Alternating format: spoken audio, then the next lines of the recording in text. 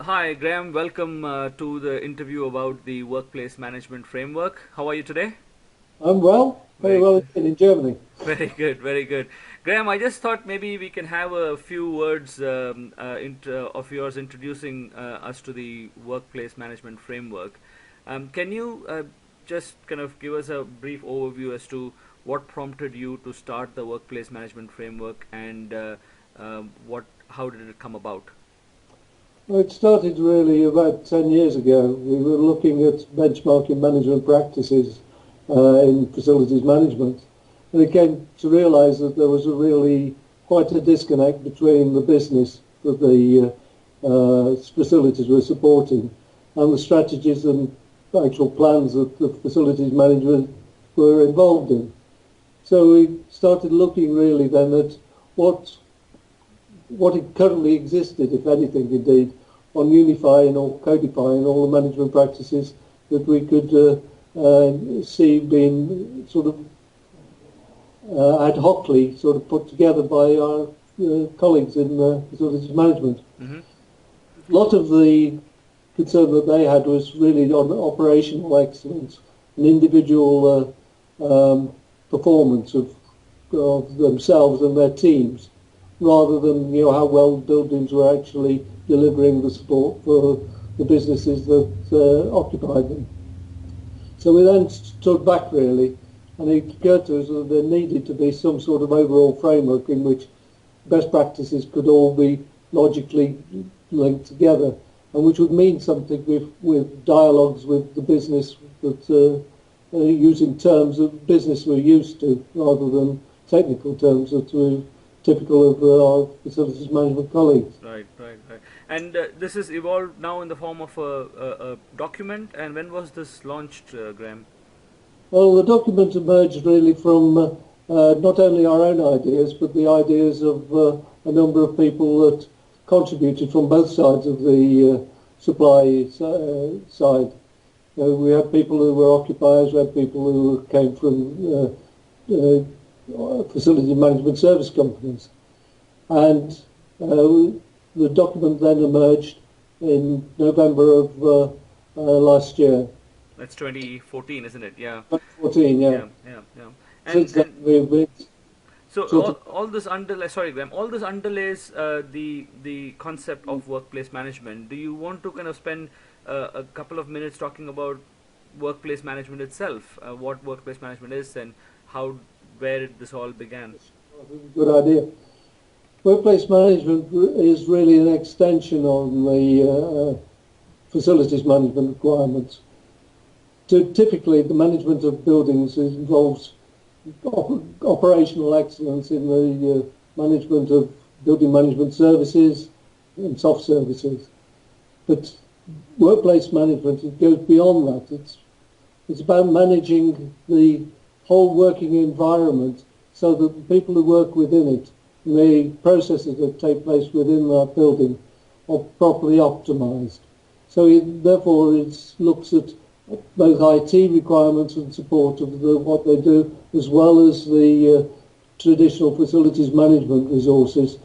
And also it takes into account the way in which people are supported through their HR policies and procedures. Mm-hmm. Mm-hmm. So it's the management of all those resources, both needed in the design and maintenance of really effective workplace experiences. Because at the end of the day, people work within buildings.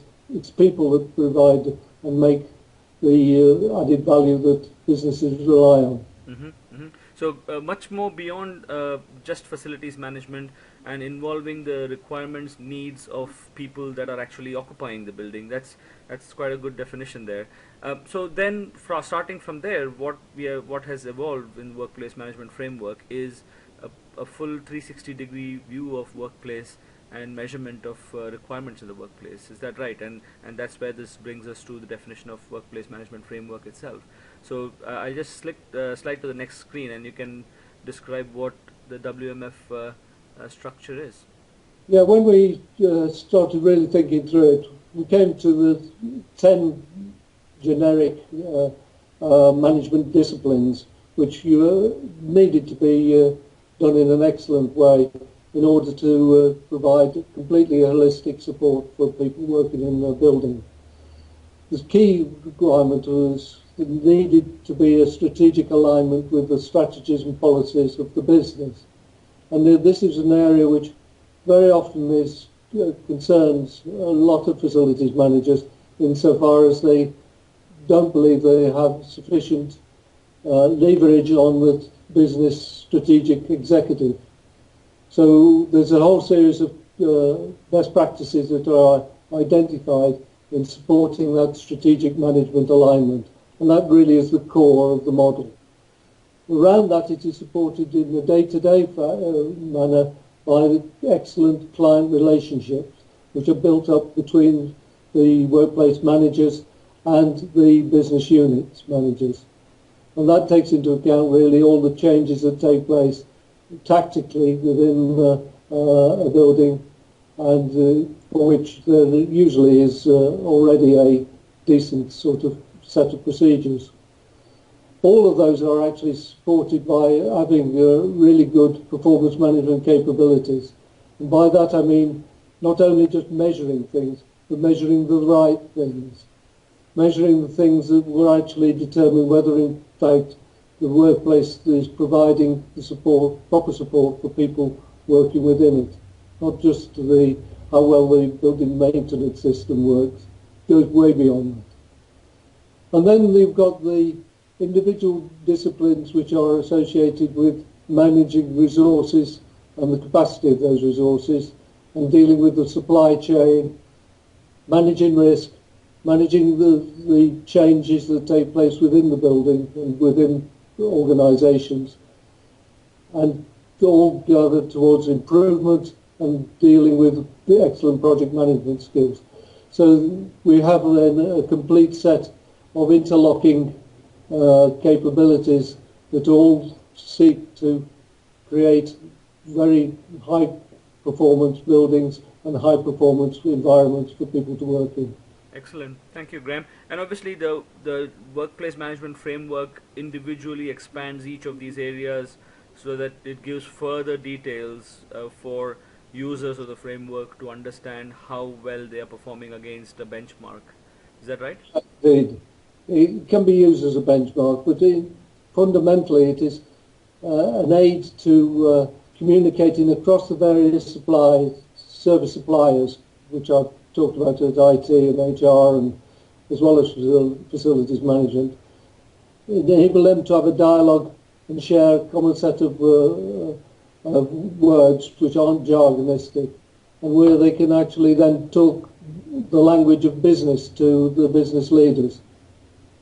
Excellent. It's a communication tool as much as anything else. Yeah. And Graham, obviously the use for the framework is both from the service provider side as well as the client, so that there is also a two-way comparison that can happen. Is that right? Absolutely. The supply chain is key to this, whether it's delivered through internal service providers or external, or a mixture of both. The same thing requires, in order to the client organisation business needs are properly met, that everybody has a role to play within it. So it's very much supportive about partnership across the supply chain. Excellent. Graham, thank you very much for taking your personal time out to explain something which has been so personal to you anyway.